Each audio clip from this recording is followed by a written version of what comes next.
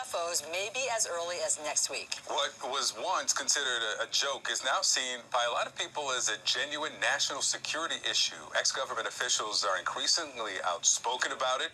Even former President Barack Obama conceded this month there are things that they simply cannot explain. What is true, and I'm actually being serious here, is that there's footage and records of objects in the skies that we don't know exactly what they are. Our next guest is the former director of the Advanced Aerospace Threat Identification Program at the Pentagon, and here's what he said on 60 Minutes a few weeks ago.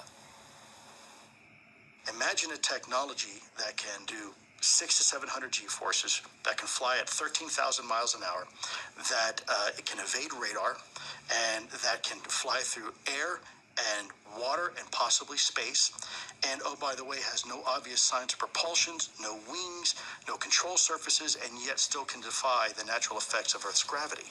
That's precisely what we're seeing.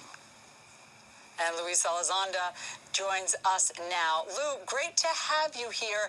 I don't think there's any question anymore. These are real. I mean, Navy pilots are on the record with what they've seen flying around.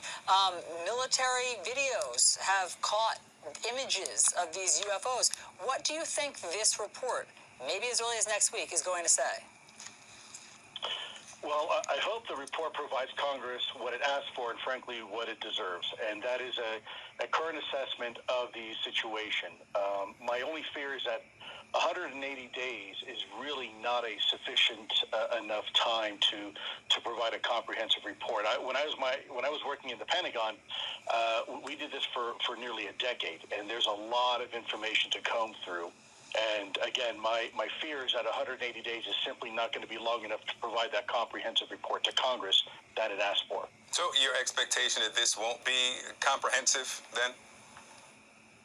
Well, I think it's going to be a start. My hope is that this is going to serve as an interim report, and frankly, I hope that there's a more long-term enduring capability that's established within the government, perhaps a whole-of-government approach to look at this issue. This issue is not a recent issue. It's been going on for many, many years, if not decades, and it's finally coming to the point where the U.S. government really, it's reached this critical mass where we just can't simply deny it anymore.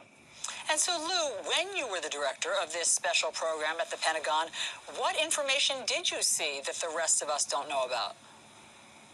Sure. Well, I think what's important here is we're talking about eyewitness testimony from trained observers. These are individuals we have spent millions of dollars training for them to recognize the silhouette of a F-16 versus an Su-22 versus a MiG-25, in some cases from 25 miles away. And what they're reporting to us are really extraordinary vehicles doing extraordinary things. And furthermore, it's backed up by electro-optical data, such as gun camera footage, and further backed up by radar. So in essence, you have three distinct pieces, or if you will, collection sources that are all providing the same information at the same time, at the same place, under the same circumstances, and all really validating what the pilots are seeing. And so it's very compelling, and at this point, we know it's real. You know, you make an interesting point at this point that you know it's real. Not too long ago, as I mentioned, this would have been a joke, but now you've got a president, former president, acknowledging this. What changed that now we have former President Obama saying, serious now, there are things that we cannot explain? Yeah, well, and it's not just former President Obama. We have former Director of National Intelligence Ratcliffe. We have former Director of CIA John Brennan, former Director of CIA Woolsey. All of them have come forward, along with some of our elected officials in Congress who stepped forward.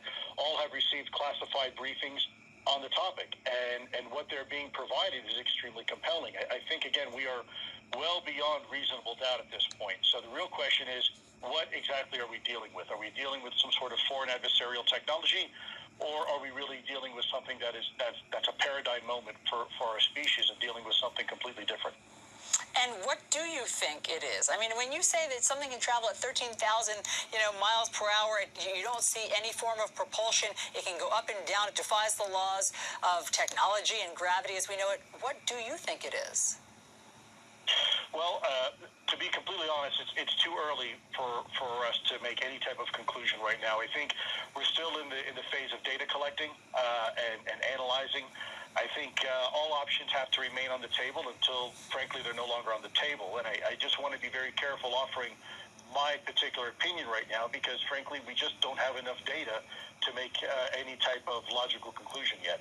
Well, it certainly is fascinating, and again, we are awaiting this unclassified report. We will all read it when it comes out. Luis Elizondo, thanks so much for your expertise and time, sir.